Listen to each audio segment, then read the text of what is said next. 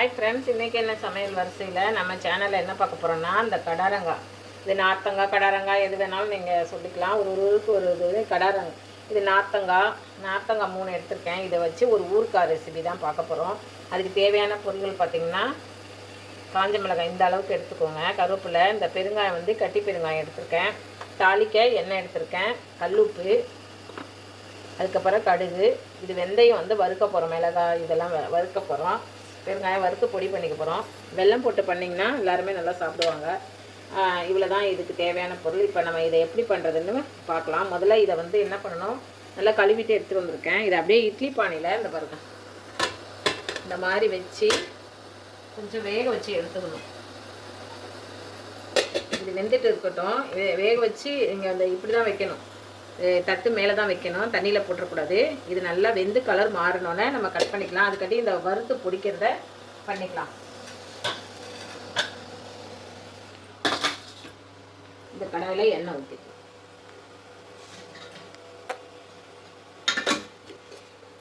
எண்ணெய் கொஞ்சமாக ஊற்றிக்கோங்க, நல்லெண்ணெய் எடுத்துக்கோங்க, கொஞ்சம் ஊற்றிட்டு இந்த பெருங்காயம் இருக்குல்ல இதை நல்லா பொரிச்சிக்கோங்க. இப்போ வந்து இந்த பெருங்காயம் பாருங்கள் இந்த அளவு பொரிஞ்சிருச்சு. இதை எடுத்து வச்சுக்கோங்க. இப்போ மிளகாய் போட்டுக்கோங்க.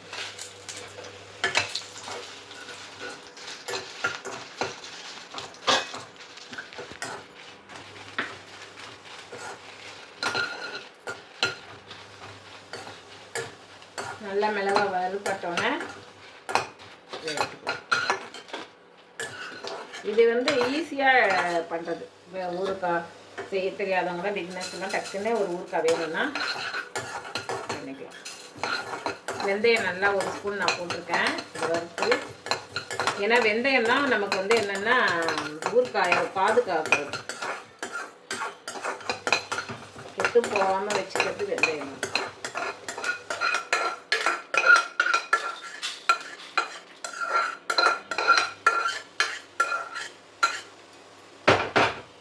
இது 3 நம்ம பொடி பண்ணிட்டு வரணும். இது தாளிக்கணும். அதுக்கடியே ஊறுகாய் இது நார்த்தங்காய் வெந்துருச்சான்னு பார்ப்போம். பாருங்கள் இந்த மாதிரி கலர் மாறிச்சா, இந்த அளவு வேக வச்சா போதும். இதை நம்ம எடுத்து கட் பண்ணிவிட்டு நான் காமிக்கிறேன்.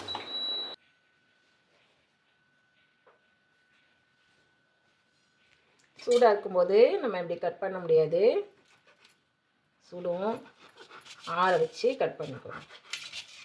இதை வந்து நம்ம சின்ன சின்ன பீஸாக கட் பண்ணணும்.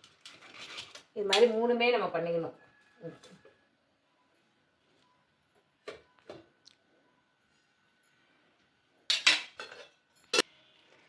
இந்த அளவுக்கு வெட்டிக்கோங்க. இன்னும் சின்னதாக வேணாலும் வெட்டிக்கோங்க. இது போதும், ஊற ஊற நல்லா சாஃப்டாயிரும். நம்ம ஏற்கனவே வேக வச்சுட்டோம், அதனால் அப்படி இதுக்கணும்.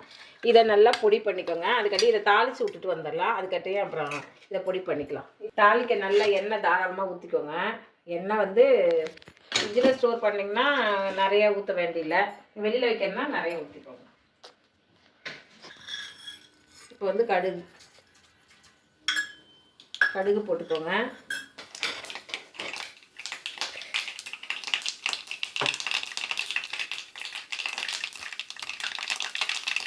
கருவேப்பிலை போட்டுக்கோங்க.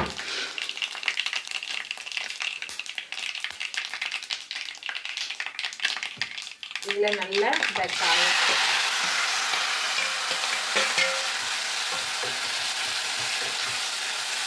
இதில் தண்ணியெலாம் எதுவுமே நீங்கள் விட தேவையில்ல. நான் வந்து அரிஞ்சல அந்த உள்ள அந்த ஜூஸு தான் அது, அதனால் நீங்கள் தண்ணியே விடக்கூடாது, இப்படியே வச்சுக்கோங்க. இதில் நம்ம எல்லாமே சேர்த்துடலாம். இப்போ இதுக்கு மஞ்சத்தூள் நான் சொல்லலை, மஞ்சத்தூள் சேர்த்துக்கோங்க, உப்பு போட்டுக்கோங்க. இது நல்லா இப்படியே வேகட்டும், தண்ணி மட்டும் ஊற்றிடாதீங்க. இப்போ மஞ்சத்தூள்,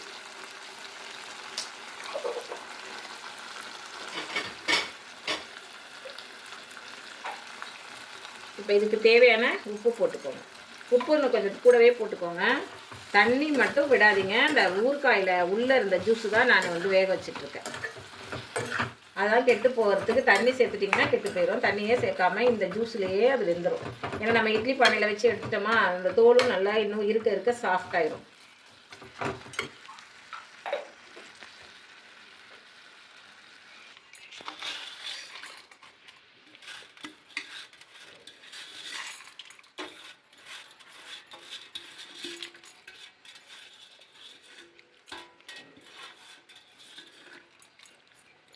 இந்த அளவு பொடி பண்ணிக்கோங்க.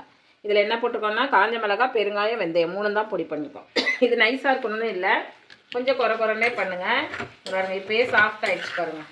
நம்ம தண்ணி எதுவுமே ஊற்றாமையே நல்லா சாஃப்ட் ஆகிடுச்சு.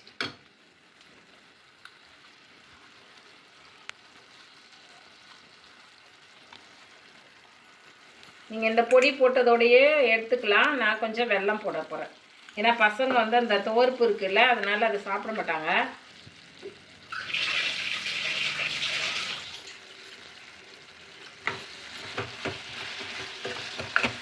இது நல்லா ஊற உங்களுக்கு வந்து ஊறுக்காய் நல்லாயிருக்கும் சாப்பிட்றதுக்கு. நீங்கள் சைஸ் மட்டும் நீங்கள் பார்த்து போட்டுக்கோங்க. ரொம்ப பொடியாக கட் பண்ண வராது இது அவ்வளோ இதுவாக. நீங்கள் வேணும்னா இன்னும் நல்லா பொடியாக இது பண்ணிக்கலாம். ஊறிடுச்சுன்னா நம்ம வந்து இப்படியே கட் பண்ணி விட்டுக்கலாம். இப்படியே வச்சுக்கலாம். அவ்வளோதான் ஃப்ரெண்ட்ஸ். நமக்கு நல்ல ஒரு இது சாதத்தில் கூட நீங்கள் போட்டு சாப்பிட்டுக்கலாம். அப்படியே ஒரு பீஸ் இப்படி எடுத்து வச்சுட்டு தயிர் சாதத்துக்கு, சப்பாத்திக்கு, வெறும் லெமன் ரைஸுக்கு எல்லாத்துக்குமே இது நல்லா செட் ஆயிரும்.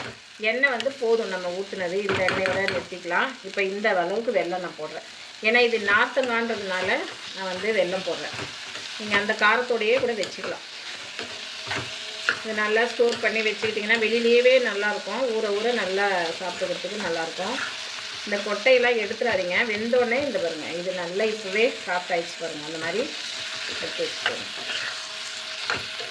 நல்லா ஊற சூப்பராக இருக்கும். இதை கூட ஒரு மிக்சியில் ஒரு அடி அடிச்சு கூட நார்த்தங்காய் போட்டுக்கலாம். போட்டுங்கன்னா இன்னும் சீக்கிரம் வேலை ஆகிடும்.